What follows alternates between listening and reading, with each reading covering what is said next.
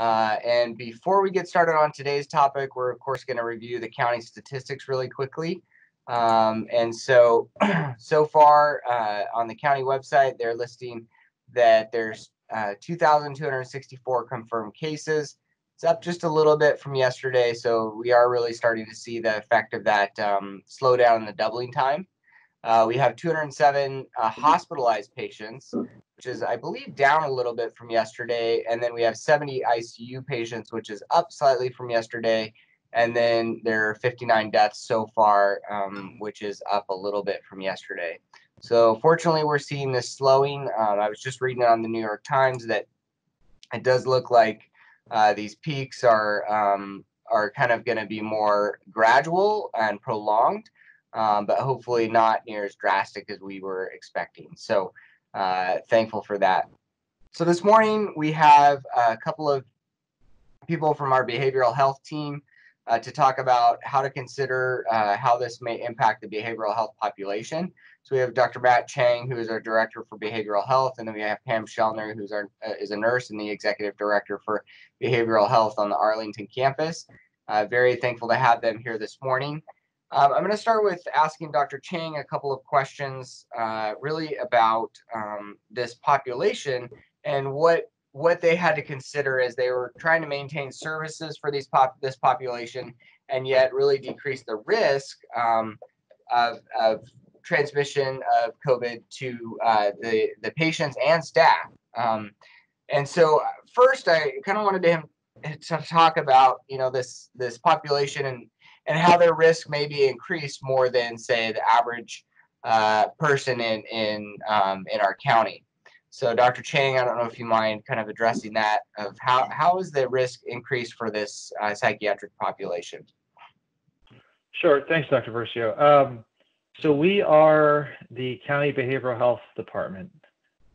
We see on average about 60,000 patients annually with behavioral health and or substance abuse issues. And we provide the full gamut of services from ER, crisis, inpatient, outpatient, and substance abuse services. We know that on a good day, individuals with mental illness die 15 to 20 years younger than the general population. And there is multiple reasons for that, which we'll get into in a second. But in Riverside County, it's actually even worse. We were looking at our statistics and pre-COVID even, people were dying at the average age of 42 years old. And so this is a population that has a high level of comorbidities and who generally do not go to their primary care provider and do not avail themselves of medical care. When we previously ran our list of behavioral health patients against the community health centers list of patients, we found that the overlap was actually under 3%. And looking at our specific cases over and over again, our patients don't have primary care, may have primary care, but don't go. And again, this is pre-COVID. So as we looked at our system, we tried to figure out how we could pivot quickly to provide, as Dr. Versio mentioned, the maximal level of service provision while keeping the safety of patients and staff paramount. And so to that end, we went through our different components of our system, our specialty clinics, the community health centers, our hospital system, which Ms. Schellner will speak about in a second, the jail, as well as our crisis services, so our homeless outreach and crisis teams. And we changed essentially how we provided service for all of those different areas. Okay, thank you. So, so I wanted to ask a little bit more about the high risk. One of the things that we had talked about previously was that a fair number of the patients that are coming into your system are already coming from a group setting, which could potentially increase their risk. And then the other thing that I was curious about is, there's several diseases that specifically seem to increase the risk of developing COVID-19. So cardiovascular disease, chronic pulmonary diseases, diabetes, obesity. And so, are those things that also increase your population's risks of having a severe infection with COVID-19? Yeah, so second thing first, and you're right, the comorbidities I mentioned earlier were just those, a lot of diabetes, hypertension, pulmonary disease, which puts you at increased risk of sequelae from COVID. So that's certainly been a challenge. And also, as you mentioned, a lot of our folks, while some of them do live in the community, a good number of them live in congregate living situations, such as in a room and board, a board and care, a state hospital, Institute for Mental Disease, or an IMD.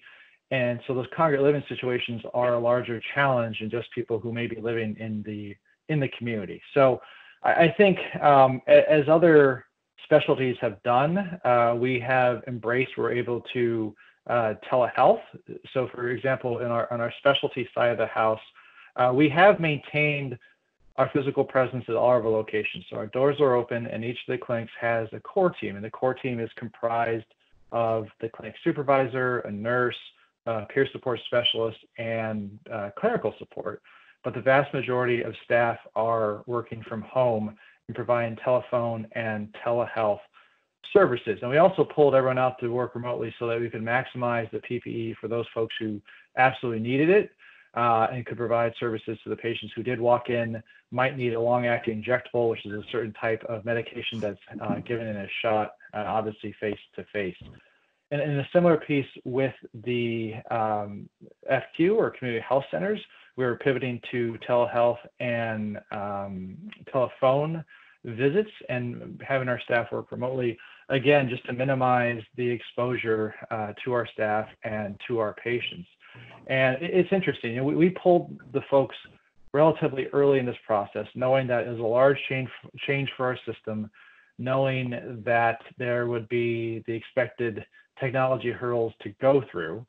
And so the first week and a half, we did struggle with that. Our RCIT, the RUHS IT team, the behavioral health IT team, they've just done an amazing job in helping us make this transition.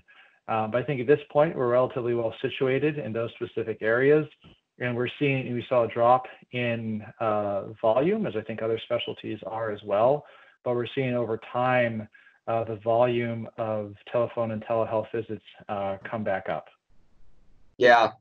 Thank you for, mentioning IT and how responsive and helpful they've been. I've been amazed at how good our IT team has handled, deploying things that generally take months in days. So it's been really impressive to work with them on this kind of project. One of the other things that I imagine is probably hard in your setting is the physical distancing, or what people are commonly calling social distancing for patients. And we'll probably talk about this a little bit more from Pam's perspective as well. But that's really one of the things you had to kind of consider as you were thinking about this from a systems level, I'm guessing. No, that's correct. And I think, the easier parts are more of the outpatient clinics where you can more readily control inflow and outflow. As the other specialties did, we called our patients and asked them to stay home, to transition to telehealth. Some of the work, again, on the IT folks is not just helping our staff, but helping our patients tap into whatever technology is necessary to provide those services. And so that's been a challenge, but I think it's been able to be done. The larger issue, which Pam will discuss, is, as you mentioned, Dr. Versio, more of the congregate living situations, such as the hospital, where you don't as readily control inflow and outflow. And so I think Pam and the whole team there has done an amazing job, first with screening outside, which I'm sure she'll talk about, and then our plans to move into the previously shuttered Riverside Juvenile Hall. Yeah. So how, as being the director, and we can probably get Pam's perspective on this as well, but as you were kind of thinking about these two issues of high-risk population and maybe some of the difficulties in your sites of physical distancing, as you were kind of thinking of a systems level, at a systems level, how did you kind of identify the different problems that could arise so you could then anticipate and develop solutions for those? Yeah, I think it does go by the different components of the system. I think a specialty site has different challenges faced than the FQ, than the jail, than the hospital. And so each of those required a different response, a similar theme to all of that, distancing where possible, remote work where possible, but in some instances that's simply not possible. And so as an example for our crisis teams, so these are folks who go into the field, who go into hospitals to evaluate people on 5150s, to work with homeless folks. That is traditionally a 100% face-to-face job. I think that we've been relatively innovative in looking at how we can provide even remote services there, so telephone, telehealth there. But again, from a system perspective, pulling as many folks as you can to telehealth, telework, you maximize the PPE for those people who absolutely cannot do it. So some of our homeless outreach teams, our crisis teams, they are well equipped with PPE to do the work that they have to do. So it's just looking at each facet of the system, figuring out what you can pull and do remotely and still provide the maximal services that are necessary, but trying to just devise something which makes sense holistically, really. Yeah. And then one of the other things was, it sounded like you guys had to build up or, really plan to build up extra capacity to kind of increase your ability to allow for some physical distancing. So how did you do that? Yeah, and then this is the point where I'll point out that the department is heavily embedded in the county's EOC, and so that's great for us. I think we're part of the response that the county puts out, and so this was in discussions around the county surge plan, and in discussions about what the behavioral health surge plan would be in the larger context of the county surge plan. And for those of you who have been to the Arlington campus, that physical distancing is a challenge. It is an relatively older facility, built in the late 80s, dedicated in 91. When the county's population was less than half of its current size, and so physical distancing within the confines of Arlington would be a challenge. Now, parenthetically, we know, to your point, Dr. Versio, that the numbers look somewhat different than initially anticipated. The surge looks somewhat different than initially anticipated. So we are flexible as this evolves, but we are preparing for phase 5 outside the walls of the hospital. And so we looked at what areas we might be able to do that in, especially given the requirements or necessities of an inpatient psychiatric facility. And to that end, we started looking at the Riverside Juvenal Hall. Now, this is a large campus. I believe it's 12 to 15 acres that previously housed 150 youth. We've looked at this facility prior to all this COVID piece for other parts of the behavioral health system, a potential diversion campus for hospital and jail diversion, possible use for detention care unit. So we are relatively familiar with the facility, at least from a high level.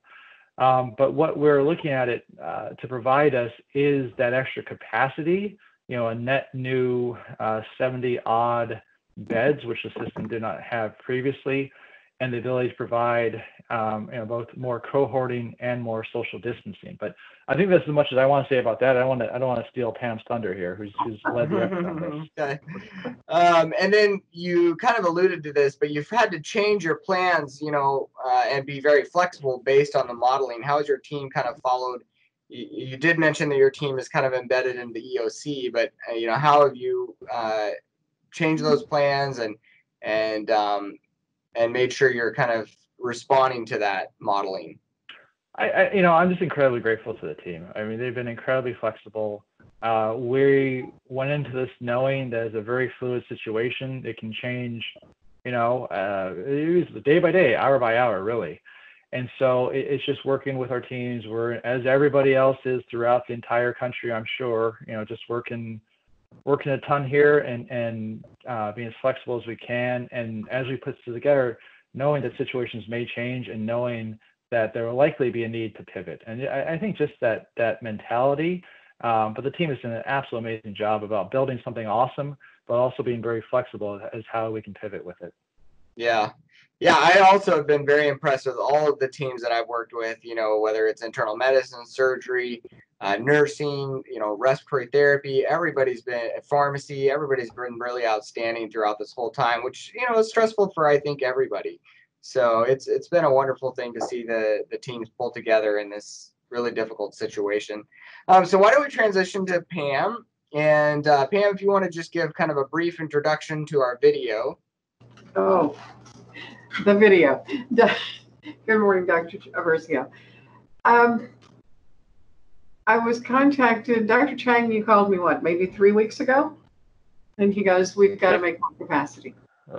And we have to do things differently. So we did major switches and changes at the Arlington campus by opening up the tent out front, moving our adolescent population, and creating that environment. And then to create an additional 70 beds at the Juvenile Detention Center. I'm happy to say that 20 of those beds are ready at any time. As of yesterday, they're ready to go at any time. Wow. And we have 20 more to follow within next week if needed. And then the IMD level beds that are opening will be about 2 weeks to follow after that. So we've created a lot of extra capacity. Yeah. As Dr. Chang said, social distancing in our current facility is next to impossible. There are no private rooms. Most of the beds are 2 or 3 bedrooms in the entire facility. We have been blessed with the fact that none of the patients that have been tested for COVID to date have been positive. Everyone's been negative, which is just phenomenal. We've started doing some telepsych coverages with our psychiatrist as of yesterday. So they're seeing patients by telepsychiatry as well. But yesterday, earlier this week, I went with Christine down to the Juvenile Detention Center. We did some video shots there of what we're doing and our tent and why. And so, Okay. Why don't we let the video roll, and then we'll ask some more questions after that.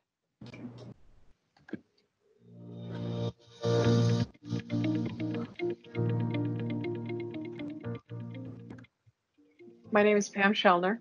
I am the Executive Director for the Riverside University Health System and the Arlington Campus. The Arlington Campus is the behavioral health inpatient treatment facility and emergency treatment services for behavioral health. So we have capacity for 77 inpatient beds and 24 spaces for emergency services.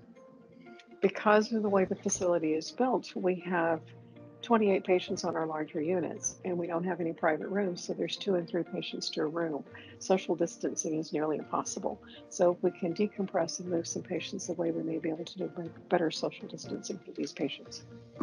We've had our patients come here either with law enforcement because they're on a legal hold, or they're volunteering and come in with family, or brought in by AMR, ambulance services.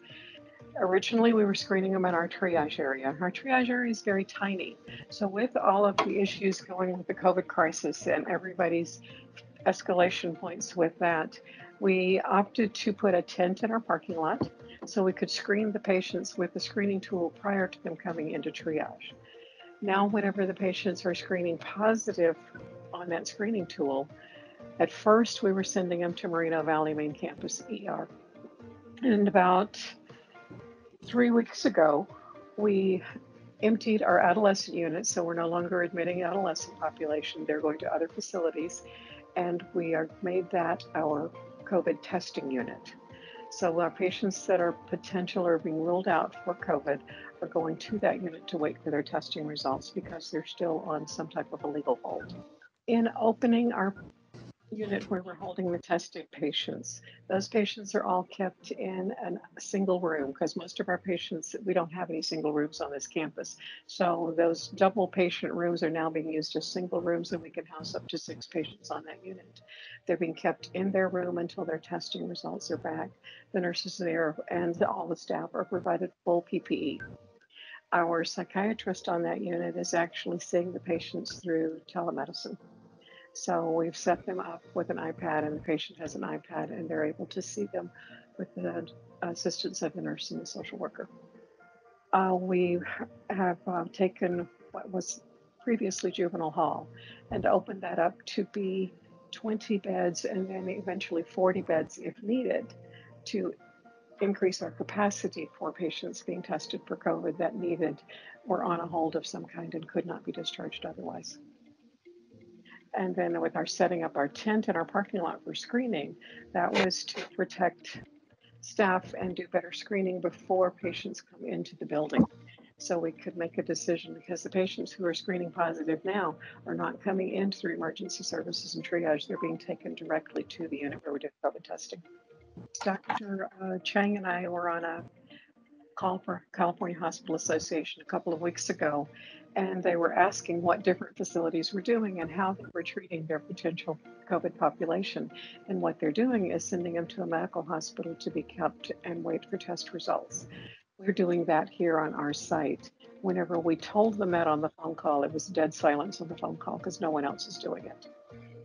So far, to date, we haven't had any patients test positive, which is very good, but I know it's probably a matter of time before we have one. Pam, I wanted to ask, a specific question that that I had, in relating to the psychiatric population. I imagine that at times it can be quite difficult to get them to do some of the things that we're recommending kind of at a county level to decrease, the potential transmission from people that are asymptomatic, which is masking. And it's probably not too hard for somebody who's depressed to, recognize the importance of masking. But people that have schizophrenia or might be psychotic is probably quite difficult. So how have you kind of had, instructed the nurses to talk with the patients and convey the importance of this, or really encourage them to participate in that? Between nursing and occupational therapy, they've done a phenomenal job of continually doing groups, hygiene groups with patients, doing hand washing and wearing of masks. We have been relatively successful on the patients who have been here for a while, and they're very stable. It's the new admissions, very psychotic at the moment. You can get them to wear a mask for 10 minutes. Right. Maybe 15, and then you're picking up a lot of masks off the floor. It has been incredibly challenging in this environment. Yeah, I imagine that is quite difficult. So have you had to kind of resort to other things of maybe encouraging more physical distancing if they're not doing that? We're attempting to do some physical distancing. Some of the patients, when they're, especially the newer first come in, they're either incredibly psychotic or they tend to hibernate in their rooms, which has been helpful. Even though it's not a private room, they're in their own little space in that room. It would be, we need a new facility, but that's a whole other story. But it's been incredibly challenging to keep the mask on the patients. And the nursing staff, I have to applaud them, and it was particularly occupational therapy that they just keep on day after day, encouraging, teaching, and keep working on it. Yeah. Incredibly challenging. Yeah, I'm sure. So, why don't you, I know some of the things you've spoken about in the video, but just in case, we're not able to get that going, why don't you kind of talk about, some of the things that you're doing for the screening. So, what specifically you're screening, where you're screening, and then what you're doing with the people that might screen positive. With our screening, we set up a screening tent. Our triage area is incredibly small, and it can be very crowded at times with multiple patients coming in at once. So we moved our screening to this screening tent in the parking lot that's right outside of triage. If a patient screens that they need to be COVID tested, they never go into triage. They never go into emergency treatment. They go directly to the unit that we have set aside to do our testing and holding for patients waiting for results for COVID. Okay. So that's been a big help as well. It involved moving all of our adolescent population out of the building, which is a challenge, and putting them in a different site across the parking lot. But we're working through it. I have to say the staff have been incredibly flexible with the new environment, and they're becoming more relaxed as we continue to go. But it's been, this campus is a challenge. Yeah. And so you're, one of the things that it sounds like is unique is that you're keeping patients on the campus that are screening positive, which is different from the way most other behavioral health facilities are handling the situation. Very different. Dr. Chang and I were on a conference call with California Hospital Association. And whenever we said what we were doing, it got dead silent on the phone. No one else is doing that. They'd like, we can't do that, no. And a lot of these facilities have private rooms, so they probably could feasibly do it. They were sending them out to a medical facility, and it was just dead silence. San Bernardino County, Arrowhead staff came over to actually see what we were doing and maybe mirroring the process. I don't know what they've done, but they did come over to check it out and look at what we've done. But almost nobody, behavioral health hospitals, we're sending them out. Yeah. Which, I'm curious on this because we occasionally get kids in the hospital that here that really would be better in a behavioral health facility, and so I'm kind of wondering what is the impact of that, of patients being in a healthcare or in a medical facility where really they would be much better served in being in a psychiatric facility. The kids that you get are under age 12, which we're not licensed to treat under 12, which is challenging. And it's a challenge throughout the Inland Empire. There's one facility in the entire Inland Empire that takes children under 12, and we'll stay full most of the time. It's a challenge for us, and we have kids that come into our emergency treatment services. If we had a unit that we could treat them on, it would be much better. Absolutely. Right now, unfortunately, the better option is to send them to you, because staying with me, they're in a room full of teenagers in emergency treatment services, which is not in a good environment. Right. Well, I was kind of asking that from in general of when you have an adult patient that really, would be better to be at the behavioral health facility, and when they're in the medical facility, they don't get the same level of treatment, the same level of care as they would. And so the benefit of, this, what you're doing, where you can keep the patient in the behavioral health facility and not bring them to a medical facility when we have another. It's been beneficial. If the patient, we could do a lot more if we had more space. But with the COVID population, it has been good. We can still, patients get seen by the psychiatrist, they get seen by their social worker, they have the nursing care. We're not doing groups on that unit, which is a big piece of behavioral health. Occupational therapy has seen some of the patients, but they don't see them all every day. And those patients have literally been there for like 24 hours, most of them, and then they move on to the environment. Okay. Why don't we transition